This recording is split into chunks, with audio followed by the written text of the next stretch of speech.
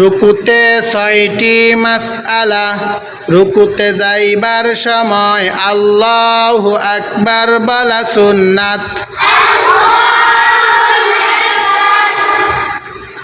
রুকু করা ফরজ, রুকুতে দেরি করা ওয়াজিব। রুকুতে থাকিয়া সুবহানা রাব্বিয়াল আ'লা কমপক্ষে ৩ বার বলা, সুবহানা রাব্বিয়াল আযীম কমপক্ষে ৩ বার বলা সুন্নাত। ৫ বার ৭ বারও বলা সুন্নাত।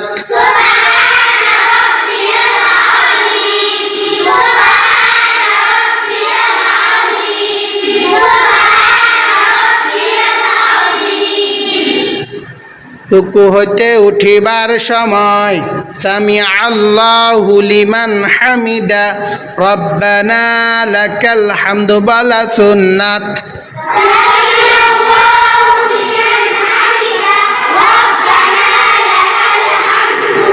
রুকু হইতে সোজা হইয়া খাড়া হইয়া দেরি করা ওয়াজিব।